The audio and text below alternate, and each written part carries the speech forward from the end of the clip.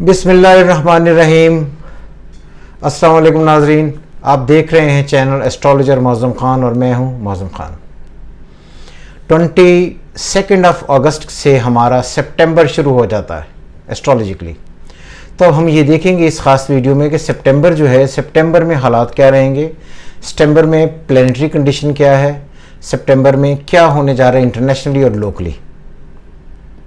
सबसे पहले तो मैं ये बताऊं कि अगस्त का अगर हम जिक्र कर लें तो अगस्त में बहुत सारे लोगों ने कहा था गवर्नमेंट चली जाएगी, गवर्नमेंट के लोग यूं हो जाएंगे, इधर हो जाएगा, वो हो जाएगा, पता नहीं क्या तबाही मच जाएगी। तो मैंने तब भी कहा था कि कुछ नहीं होगा। इसमें काफ़ी सारे ऐसे मामला हैं जिन पर एलिगेशंस लगेंगे। जिस तरह अगर आप देखें तो चीफ मिनिस्टर ऑफ पंजाब पर एलिगेशन लगे और वो नैब के दौरा भी एक नैब का करके आए। और आपने ये भी देखा कि मरीम नवाज़ गई, वो भी पथराव पथरू हुआ नैब पर। ये अलग बात स्टोरी है। बहरहाल अब हम इसमें पढ़ेंगे कि सितंबर में क्या होने जा रहा है। सबसे पहले जब भी 22 अगस्त शुरू होगा, यहाँ से एस्ट्रोलॉजिकली सितंबर शुरू होता है। सितंबर 2020 में प्लैनेटरी कंडीशन कैसी हैं? Sun in Virgo with Mercury, Rahu in Gemini square में, वीनस इन कैंसर मून से थर्ड, 8वें में मार्स और 5वें में सैटर्न एंड जुपिटर। ये प्लैनेटरी कंडीशन है। अगर आपने मंडेन एस्ट्रोलॉजी के मेरे पिछले लेक्चर्स देखे हो या आपने सुना हो तो मैंने तब भी कहा था कि north east China, north east Kashmir. अब बहुत अच्छी बात यह है कि सन और मरकरी जब अपने घर में आते हैं और मरकरी का लॉर्ड वीनस, मरकरी का लॉर्ड यानी कि मरकरी खुद वर्गों में जब आता है अपना लॉर्ड बन के, तो ये असेंडेंट बन जाता है। तो इसलिए जो भी आने वाला महीना होगा जिसे हम सितंबर कह रहे हैं, सितंबर चाइना को एक डिफरेंट किस्म का एज देकर जाएगा। क्लियर? एज देकर जाएगा। तो इससे मुराद ये है, मुझे बार बार लगता है कि चाइना के साथ इंडिया कि अब झड़प होने का बहुत करीब है टाइम। सन भी साथ ही बैठा हुआ है मरकरी के वर्गों में, तो पाकिस्तान भी उसमें इन्वॉल्व हो सकता है।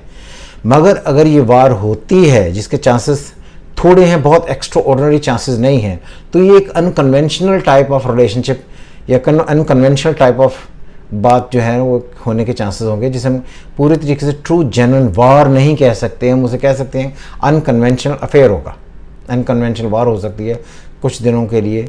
मगर उसमें क्योंकि ascendant lord Mercury in Virgo with sun से मुराद ये है कि चाइना डोमिनेट करेगा ही। और दूसरी सबसे इंटरेस्टिंग जो बात ये है कि सैटर्न इन कैप्रिकॉर्न और जुपिटर इन कैप्रिकॉर्न उसी सन और उसी मरकरी को ट्राइन दे रहे हैं। जब वो ट्राइन देंगे तो ऐसे एक्स्ट्रा ऑर्डिनरी एस्पेक्ट्स बनेंगे कि ये जो गल्फ वाले एरियाज़ हैं, जिसमें मैंने पहले कहा था वेस्ट वाले एरियाज़ हैं, तो वेस्ट वाले एरियाज़ जो हैं उनमें से और ममालिक मिलकर चाइना की तरफ बढ़ेंगे। जैसे हमेशा से अगर हम देखें तो पाकिस्तान के अफ़गानिस्तान कभी भी पाकिस्तान के साथ बहुत शराकत में कभी नहीं आया था। और मैंने तब भी कहा था कि ईरान पाकिस्तान का हिस्सा होगा, और फिर मैंने ये कहा था कि अफ़गानिस्तान पाकिस्तान के साथ आएगा। आई थिंक जो सितंबर होगा, सितंबर में पाकिस्तान के जो वेस्ट में सारे कंट्रीज़ हैं, ईरान, अफ़गानिस्तान, तुर्की, इनके साथ कुछ ना कुछ ऐसे नए एग्रीमेंट्स होने के काफ़ी सारे चांसेस होंगे, जिसकी वजह से हमें एडवांटेज हो। और ये एडवांटेज चाइना को भी होगा। आई थिंक मुझे लगता है जिस तरह चाइना ने ईरान से इंडिया को निकाल कर ईरान को अपना हामी बनाया, तो मुझे लगता है कि ये जो सितंबर आ रहा है, ये जो सितंबर में अफ़गानिस्तान से मुतल्लिक़ कोई ऐसे मालूमात, कोई ऐसे रिलेशनशिप, कोई ऐसी यूनियन बन सकती है जहाँ से अफ़गानिस्तान को चाइना का साथ देना पड़े। और नॉर्दर्न जो ऑलरेडी कंट्रीज़ हैं वो सारी तो आपको पता ही है, पहले भी उसके साथ ही हैं, चाइना के साथ ही हैं। और इसमें थोड़ी सी एक और मैं बार बार ये बात भूल जाता हूँ कि जब गोल्डन रिंग बनेगा पाकिस्तान के साथ वेस्ट में ईरान, इराक, तुर्की, रशिया, चाइना, नेपाल, भूटान, और एक मैंने पहले भी एक दफ़ा गलती की थी, वो मैं भूल गया, जिसको मैं ऐड करना चाहता हूँ, बर्मा, म्यांमार जिसे हम कहते हैं। तो उसके भी उसके साथ चाइना के साथ मिलने या पाकिस्तान के साथ कहीं ना कहीं से मिलने के कोई एस्पेक्ट्स बढ़ेंगे या पाकिस्तान के फेवर में आने के चांसेस हैं। तो इसलिए मुझे ये लगता है कि जो सितंबर का महीना होगा बहुत शदीद एक्साइटिंग होगा।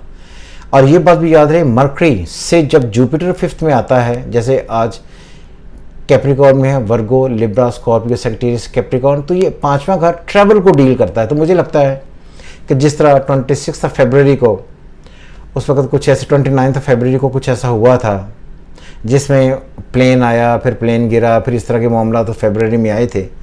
तो मुझे लगता है कि इसमें ये जो सितंबर होगा, इसमें भी इस तरह के कोई मामला हो सकते हैं, स्ट्राइक्स हो सकती है, जिनके लिए हमें तैयार रहना चाहिए। और ये मुझे लगता है कि कुछ ना कुछ ये सितंबर का महीना करके जाएगा।